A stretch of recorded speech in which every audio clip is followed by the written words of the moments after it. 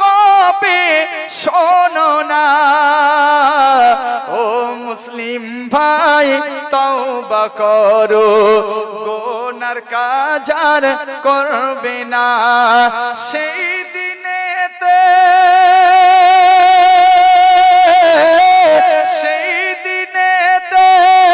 ইসরাফিলকে হুকুম করবেন রব্বানা, ধ্বংস হবে এই পৃথিবী, কারো কথা মানবে না।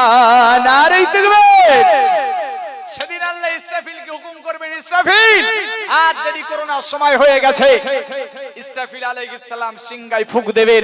আল্লাহ কোরআনের আয়াত নাজিল করেছেন, ইযা যুলজিলাতিল আরদু জিলজালাহা, সেদিন পৃথিবী ভূকম্পে প্রকম্পিত হইবে, পাহাড়গুলো তুলোর মতো উঠতে থাকবে। সেদিন আমাদের উপায় কি হবে? একটু জোরে বলেন। ভেবেছি কোনদিন?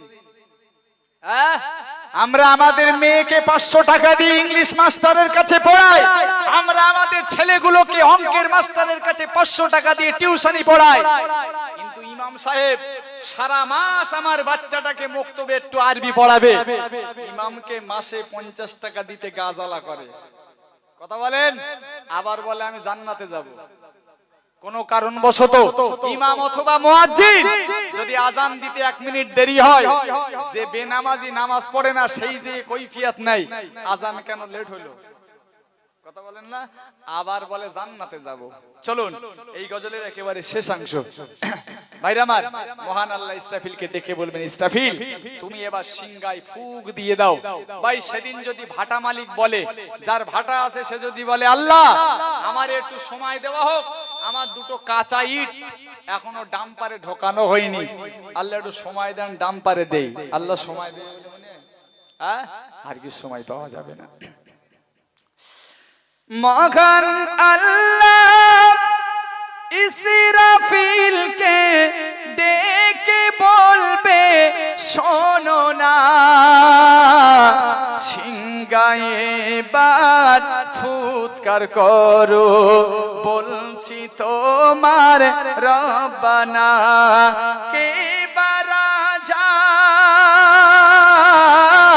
কে বা রাজা, কে বা বাদশাহ, সেদিন কারো কথা শুনবে না, ধ্বংস হবে এই পৃথিবী, কারো কথা মানবে না। নারে তাকবীর। ভাইরা আমার, সেদিন আমাদের উপায় কি হবে?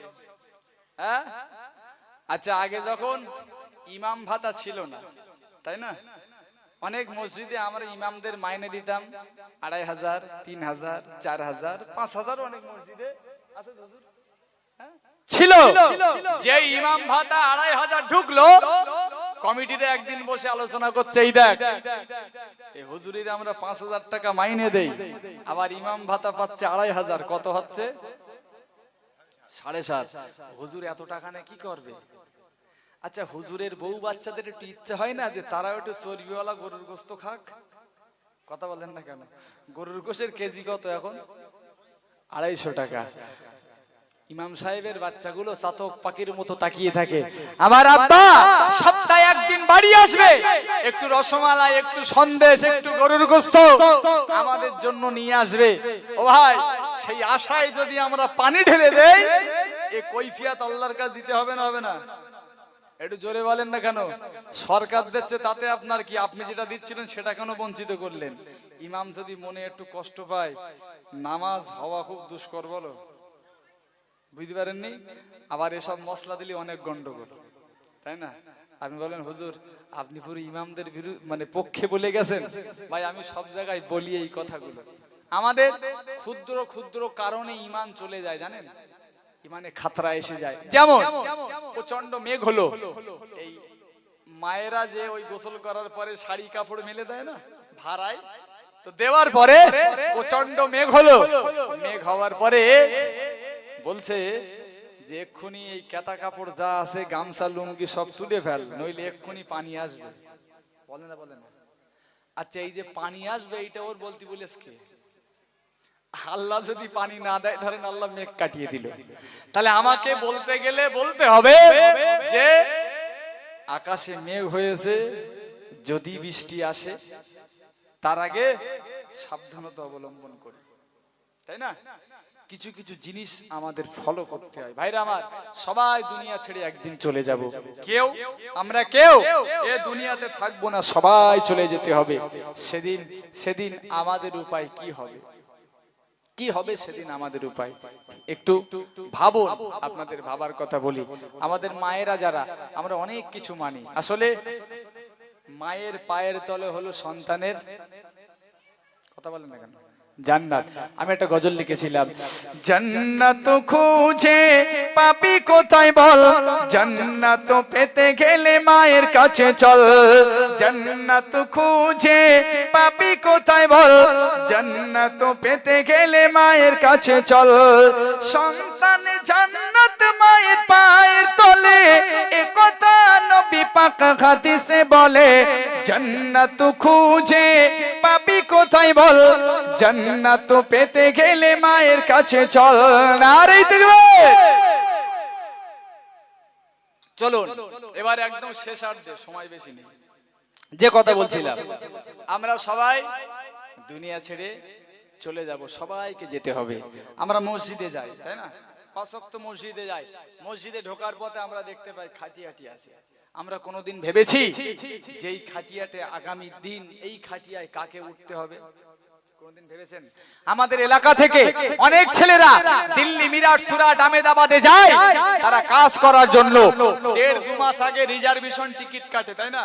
একটু শুয়ে যাবে, আরামে যাবে, এতটা রাস্তা জেনারেল বগিতে উঠলে প্রচুর ভিড় আর প্রচুর কষ্ট, তাই তারা রিজার্ভেশন টিকিট কেটে যায়। ভাই, ওই মসজিদে যে খাটিয়াটি আছে, ওই খাটিয়ার জন্য আমরা সবাই রিজার্ভেশন টিকিট কেটে রেখেছি। জানি না আল্লাহ কোন দিন কার জন্য বুক করে রেখেছে, আমরা কেউ বলতে পারবো না। আজ আমরা এখানে বসে আছি, হয়তোবা কারো কাফনের কাপড় ঘোড়ারস বাজারে অথবা খোলাপোতা মার্কেটে কারো বা কাফনের কাপড় অলরেডি চলে এসেছে, আগামীকাল কার পড়তে হবে আমরা কেউ বলতে পারবো না। এজন্য দুনিয়ার জিন্দেগিতে যতদিন থাকবো, আল্লাহকে বিশ্বাস করে আমরা সেইভাবে চলবো। পাশাপাশি সময় শেষের দিকে, আর আমার শরীর অসুস্থ, বলছিলাম আমি অপারেশনের রোগী, যতটা গজল বলেছি একেবারে শেষার্ধে মুফতি সাহেব হুজুর আসলে আবার হুজুর রাগারাগি করবেন, সেটাও খারাপ দেখায়। যতটুকু বলেছি শেষের পথে আমি আপনাদের কাছে কিছু কথা বলে বিদায় নেব। ভাই, আমরা মাঝে মাঝে ভাবি যে আমরা প্রচুর পরিমাণে গুনাহ করে ফেলেছি, মহান আল্লাহ হয়তো আমাদের এই গুনাহ মাফ করতে পারে না। অনেকে বলেন যে আল্লাহ আমার গুনাহ মাফ করবে না, করতে পারেন না। আচ্ছা, এই ধারণাটা আমাদের পাল্টাতে হবে। বিশ্বনবী 1500 বছর আগে বলেছেন, আমার কোন উম্মতি যদি মনের ভিতরে এই ধারণা আনে যে আমি এত বেশি পরিমাণে গুনাহ করেছি, মহান আল্লাহ হয়তো আমার গুনাহ মাফ নাও করতে পারেন, করতে পারে না। এই ধারণা যদি তার মনে আসে, তাহলে ইসলাম ধর্মের বাইরে যে সমস্ত ধর্মের মানুষ রয়েছে, এরা এক বাক্যে ভাববে যে মুসলমানদের আল্লাহর, মুসলমানদের প্রভুর মনে হয় কোনো পাওয়ার নেই, মুসলমানরা গুনাহ করলে তাদের আল্লাহ ক্ষমা করতে পারে না।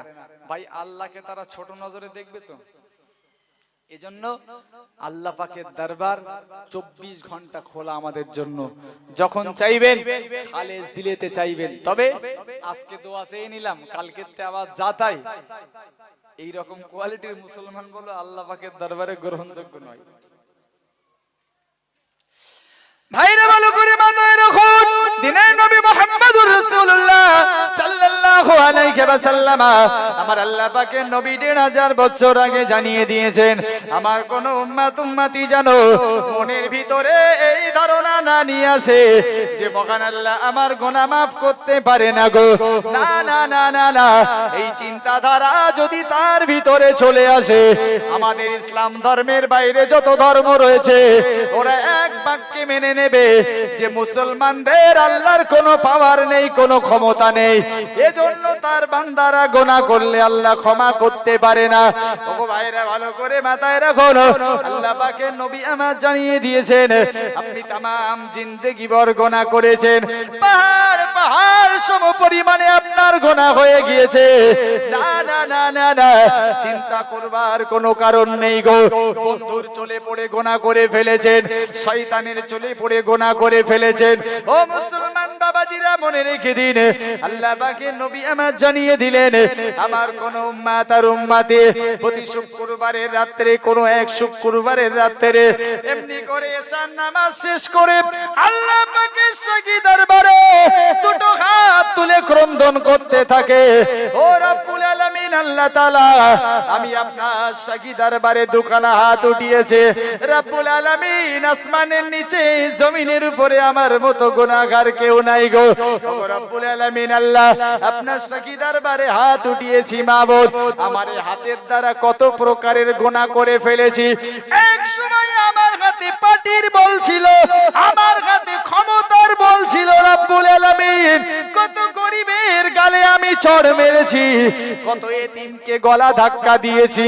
ও রব্বুল আলামিন আল্লাহ তাআলা আমার এই হাত দ্বারা আর কোনো গুনাহ হবে না গো। আপনার শাহী দরবারে দুখানি করে দোয়া চাইছি, রব্বুল আলামিন আপনি আমার হাতের গুনাহকে maaf করে দেন।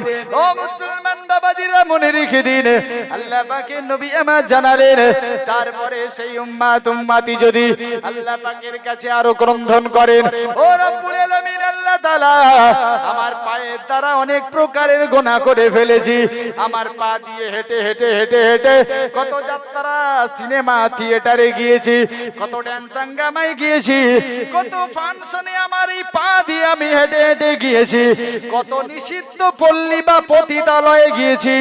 ও রব্বুল আলামিন আল্লাহ তাআলা আমার পায়ের দ্বারা আর কোনো গুনাহ হবে না, আপনার শাহী দরবারে আমি দুখানি খালি হাত তুলে দোয়া চাইতেছি মাবুদ। ও ভাইরা ভালো করে মাথায় রাখুন, আল্লাহ পাকের শাহী দরবারে দুটো হাত তুলে কাঁদুন, ও রব্বুল আলামিন আল্লাহ তাআলা আমার চোখের দ্বারা অনেক গুনাহ হয়ে গিয়েছে, আমার এই চোখ দিয়ে কত বেগুনাহ নারীর দিকে আমি তাকিয়ে ফেলেছি, রব্বুল আলামিন আপনি আমার গুনাহকে maaf করে দিন। ও মুসলমান বাবাজিরা মনে রেখে দিন, আল্লাহ পাকের শাহী দরবারে দুটো হাত তুলে কাঁদুন আর বলুন রব্বুল আলামিন কোন রাজার কাছে ঘাত পাতি নাই, কোন বাদশার কাছে ঘাত পাতি নাই, কোন এমপি এমএলএ মেম্বার প্রধানের কাছে হাত পাতি নাই, রব্বুল আলামিন ফকিরের বেশে আপনার শাহী দরবারে দুখানি করে খালি হাত উঠিয়েছি। ও মুসলমান বাবাজিরা মনে রেখে দিন, আপনার চোখের পানি নাকি ডগায় আসার সাথে সাথে আমার আল্লাহ পাক রব্বুল আলামিন আপনার তামাম জীবনের গুনাহ খাতা maaf করে দেবে। ভাইরা আমার আমাদের সতর্ক হতে হবে, আল্লাহ পাকের শাহী দরবারে হাত তুলে আমাদের ক্রন্দন করতে হবে, নামাজ কায়েম করতে হবে। আমরা অনেকে সবচাইতে আমাদের যেটা মেন খসলত সেটা হলো আমরা নামাজ থেকে পিছিয়ে আছি। নামাজ পড়তে পড়তে পড়তে পড়তে দেখবেন আপনার মনের ভিতরে নামাজের প্রতি এত মায়া চলে আসবে, পৃথিবীর যেখানেই আপনি যান ওয়াক্ত হলে ঠিক আপনার মনে হবে এখানে দাঁড়িয়ে আমি নামাজটা আদায় করে নিই, এই আপনার দিল সেদিন পরিষ্কার হয়ে যাবে। কি বলেছি এগুলো আমাদের মাথায় রাখতে হবে। আমি প্রথমেই আপনাদেরকে বলেছিলাম যে দুনিয়াতে আসার একটা ধারাবাহিকতা আমরা বুঝতে পারি। নার্সিং হোমে হসপিটালে ভর্তি করলে ডাক্তার কোন টাইমে সিজার করবে এটা আমরা অনেকে ধারণা করতে পারি, কিন্তু একই সাথে চায়ের দোকানে চা খেয়েছিলাম, রাত্রে বাড়ি এসেছি, এশার নামাজ পড়ে দুগাল ভাত হাত মানে গালে দিলাম, হঠাৎ খবর এলো যার সঙ্গে চা খেয়েছিলাম সেই ব্যক্তিটা মারা গেছে।